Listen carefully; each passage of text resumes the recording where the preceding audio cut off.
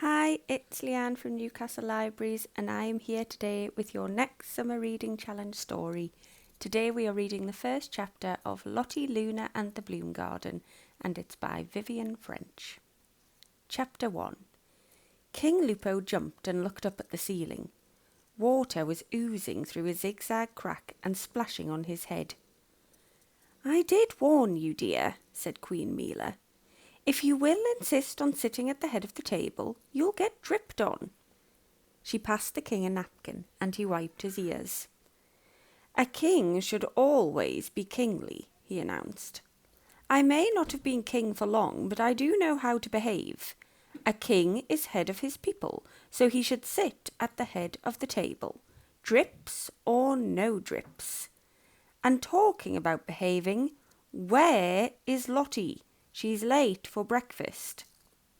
"I think she's getting ready," Queen Mila told him. "Do remember, dear, it's her first day at her new school, so she's bound to be a little nervous." "Nervous? Why would she be nervous?" King Lupo dodged another drip and took a bite of his toast. Finding it was soggy, he made a face and put it back on his plate. Queen Mila sighed. "You know how happy she was at her last school, dear. She had lots of friends and was popular with the teachers too. She doesn't know anyone at Shadow Academy. She's starting all over again." "But she's the daughter of a king now." Lupo raised his whiskery eyebrows. "She'll find that she's treated with the greatest respect."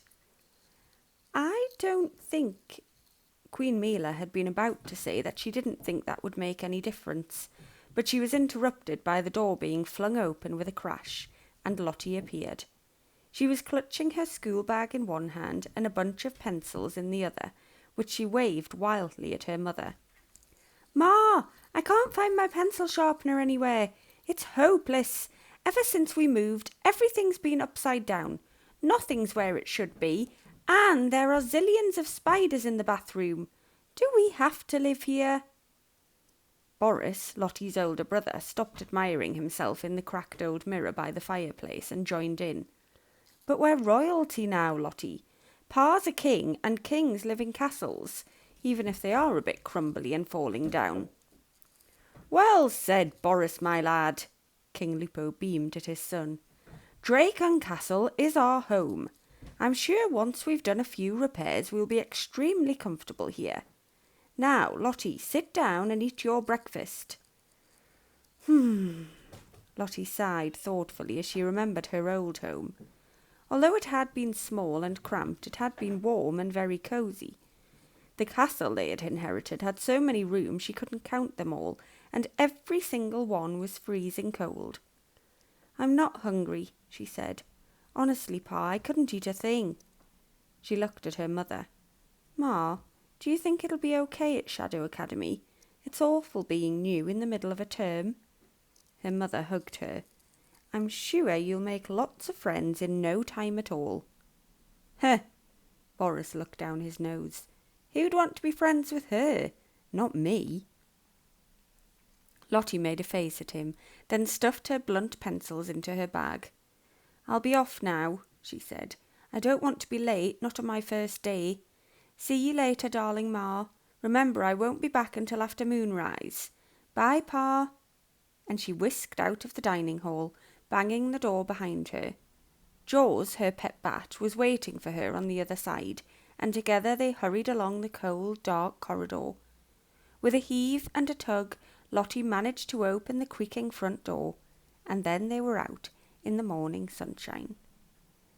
As Lottie ran down the long winding path that led from Dracon Castle to the village below, she was already worrying about the day ahead. "It's all very well Ma saying I'll make friends, Jaws, but what if I don't? They'll probably hate me because Pa's the new king, and they'll think I'm all posh and stuck up when I'm not. But—" an idea popped into her head, and she stopped to think about it. "What if I don't tell anyone I live in a castle, or that Pa's a king? I'll say I'm plain Lottie Luna and that I'm really rather ordinary, just like everyone else." Liking the idea, she walked slowly on. "But what about my superpowers? Can I hide them too?" She touched the little Moonstone Necklace that she always wore, and then with a decisive nod tucked it under her jumper. There, it's gone. And with a skip and a jump, she was on her way. If anyone had watched Lottie running along, they would have easily guessed that she wasn't the ordinary little werewolf she so badly wanted to be. Born on the night of a lunar eclipse when the moon was full, she had been gifted with special powers. She could run like the wind, her eyesight was as sharp as an eagle's, and she was far stronger than her older brother. She had other, less obvious powers too.